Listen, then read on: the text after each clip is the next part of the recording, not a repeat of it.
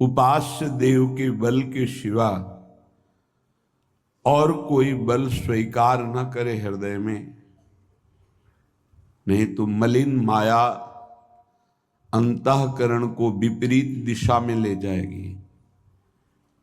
जो मानव जीवन का परम लक्ष्य भगवत प्राप्ति है, इसके बिना किसी को विश्राम नहीं मिल सकता। किसी को लगता है कि अगर हमारे मनोवांछित धन मिल जाए तो मुझे विश्राम मिल जाए। सच्ची मानिए, आप जितना धन सोच रहे हैं किसी के पास बहुत है, पर वो और सोच रहा है। वो जितना सोच पा रहा है अपनी क्षमता के अनुसार, उससे भी किसी के पास और है।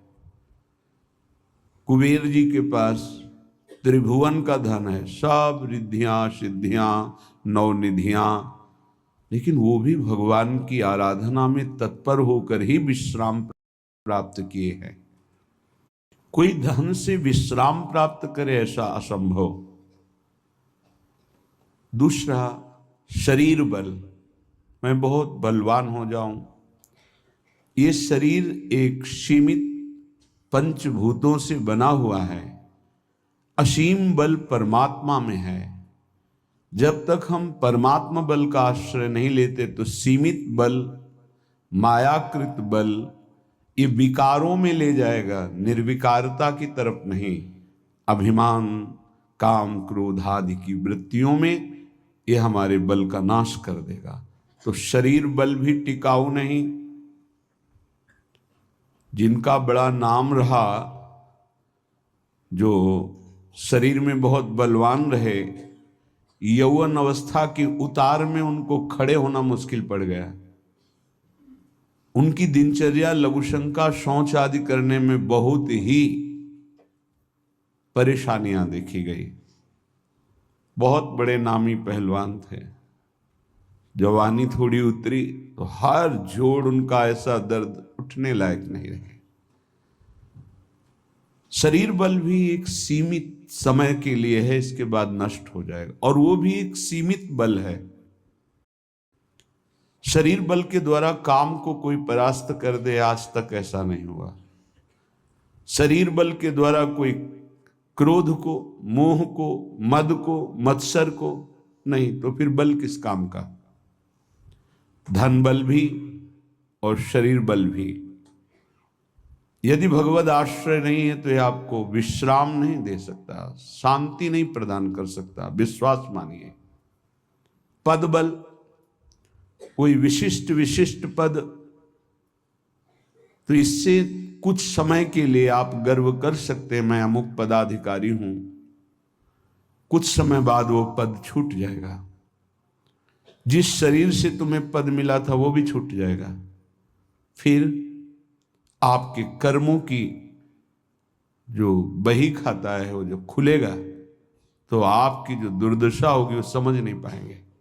जैसे महाराज नहुष पुण्य प्रताप से देवराज इंद्र बनते हैं, और पापाचरण की वृत्ति उनके अंदर जागृत हुई तो अजगर योनि को प्राप्त हुई है। सांप योनि, अजगर।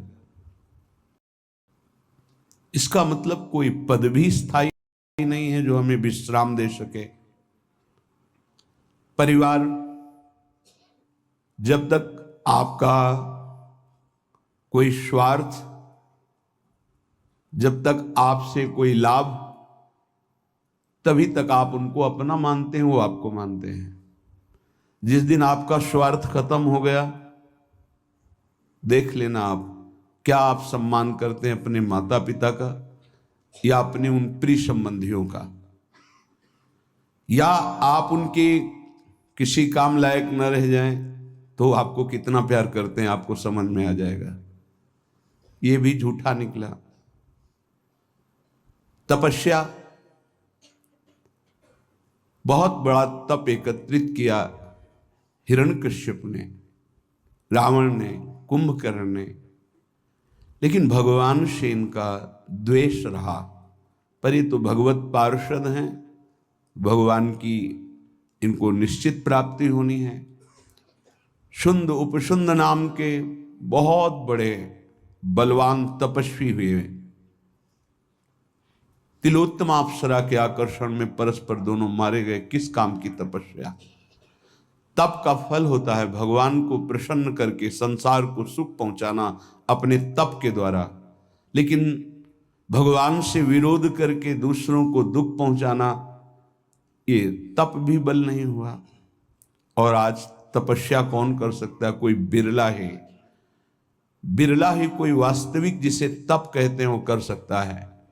तप इंद्रिय और मन को अपने सच्चिदानंद लक्ष्य में रोक करके उनको किसी भी तरह विषयों का संयोग ना होने देना, इसे तपस्या कहते हैं। ये बाह्य तपस्या है, जल में खड़े होना, एक पैर के बल खड़े रहना, बहुत प्रकार की ऐसी बाह्य तपस्याएं हैं, इनका भी सुकृत होता है। पर तप शब्द की पूर्णता होती है अंदर आए हुए समस्त विकारों को सह जाना, कुछ न बोलना, इंद्रियों का भोगों से संयोग न होने देना, उसे तपस्या कहते हैं। यदि वो भगवान से विमुख है तो वो तप भी व्यर्थ चला जाता है। यज्ञ भोक्ता भगवान श्री हरि के लिए है, अगर उनसे विमुख हो गया तो किस काम की यज्ञ? बहुत से ऐसे उदाहरण हैं, जैसे मथुरा के ब्राह्मण ही, जैसे दक्ष प्रजापति, ये सब महान की बात उदाहरण में दे रहे हैं। सब जगह विचार करके देखे तो एक बल ही केवल बचता है, सुनेरी मैंने निर्बल के बल राम। प्रभु, जिसको प्रभु का बल है वही विश्राम को प्राप्त हो सकता है। ये बिल्कुल सिद्ध बात समझ लीजिए। ये हमारे मन की दौड़ है कि यदि हमें धन मिल जाए, पद मिल जाए, अमुक अमुक अमुक, तो मैं सुखी हो जाऊं। लेकिन जितना आप सोच रहे हैं उतना किसी के पास है, वो सुखी क्यों नहीं हो गया? पद भी है, सम्मान भी है, रुपया भी है, परिवार भी है, सब है, लेकिन यहां देखा है पूरे जीवन में जब मिले हैं कानपुर महानगर, वहां एक से एक फैक्ट्रियां, एक से एक धनी मानी, कहीं किसी के हृदय में संतोष नहीं देखा, विश्राम नहीं देखा, शांति नहीं देखी, निष्कामता नहीं देखी, तो है क्या? कूड़ा करकट ही तो जमा है। इसलिए सबसे प्रार्थना है, ये जो मन की बार बार मांगे हैं, जब तक भगवान का आश्रय भजन नहीं होगा, ये नहीं रुकने वाली, नहीं रुकने वाली। कल एक प्रश्न कर रहे थे, ओवर थिंकिंग कैसे हमारी रुके? रुपया से रुक जाएगी? एक की चाह करोगे, लाखों की चाह बढ़ेगी, लाखों की चाह करोगे, करोड़ों की चाह, करोड़ों की पूर्ति, तो अरबों की चाह, ऐसे प्रत्येक भोग की चाह करके देख लो, अंदर से देख लो किसको विश्राम प्राप्त है। ये मन एक भूत जैसा है। किसी ने एक भूत को सिद्ध किया, भूत ने कहा हम तुम्हारा काम प्रत्येक करेंगे, पर हर समय मुझे काम में लगाना होगा, अमुक काम करो। बहुत तीव्रता से, शीघ्रता से वो कार्य कर देता है। और बताओ, वो तो परेशान हो गए। अगर काम नहीं बताओगे तो उठा के पटक देंगे तुम्हें। वो गुरुजी के पास गए और कहा प्रभु, हमने तो सुख के लिए भूत को सिद्ध किया था, ये तो दुख का कारण बन गया। ये कहता है हर समय काम बताओ, नहीं तो मार देंगे तुम्हें। तो उन्होंने कहा ऐसा करो, एक लकड़ी का खंबा गाड़ दो और उसे बोलो इसमें चढ़ते उतरते रहो, जब हमें काम होगा हम बोल देंगे तुम्हारे लिए यही काम है। समझ पाए? ये भूत मन है। इसे खाली रखोगे उठा के पटक देगा ओवर थिंकिंग में, कल्पनात्मक भोगों में, कल्पनात्मक भय में, चिंता में, ये पटक देगा।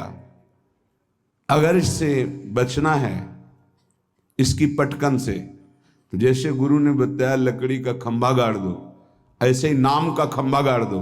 राधा, चल चढ़ उतर, राधा राधा राधा राधा, परम विश्राम मिल जाएगा, परम बलवान हो जाओगे, परम शांति मिल जाएगी। हमारी प्रार्थना मान लीजिए, ये बिल्कुल सत्य बात कह रहे हैं। जब तक आप नाम जप नहीं करेंगे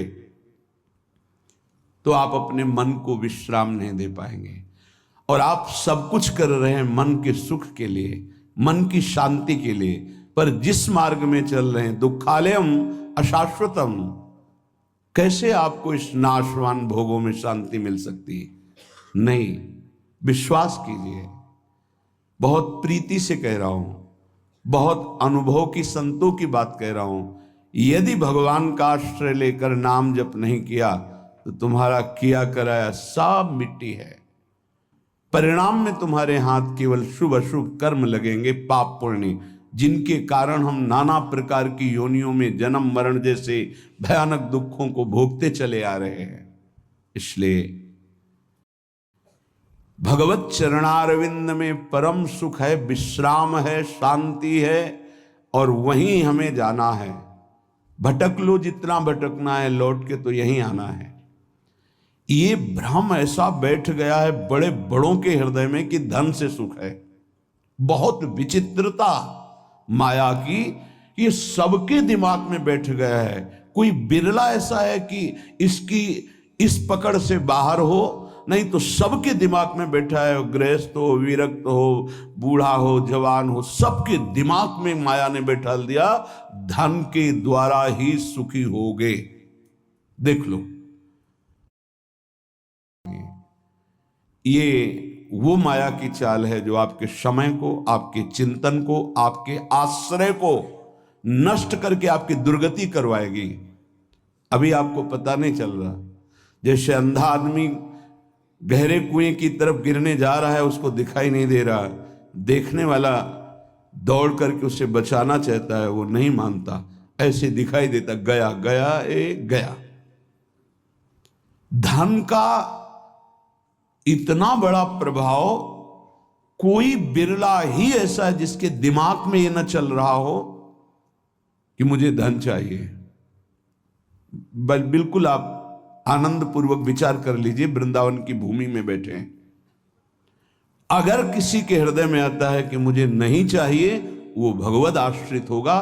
दूसरी कोई ऐसी वृत्ति नहीं जिसके द्वारा धन से आकर्षित न कर लिया जाए।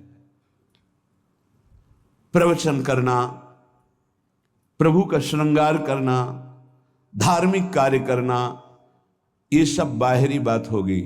ये बाहर की वृत्ति। बाहर से हम बोल सकते हैं हम बड़े त्यागी हैं, हम बैरागी हैं, बोल सकते हैं, बोलने में बहुत सरलता है, सहजता है। लेकिन स्थिति में सत्य को साक्षी करके, भगवान को साक्षी करके देखो, हृदय में हर चेष्टा का फल धन की मांग है। ये हम नहीं कह रहे, हमारे शास्त्र कह रहे हैं। दूसरी माया की विशिष्ट आकर्षण शक्ति काम भोग, 3 में फांस दिया गया है। पूरी सृष्टि के कंचन, जिसे धन कहते हैं, वित्त ऐषणा, धन कंचन वित्त ऐषणा, और पुत्र ऐषणा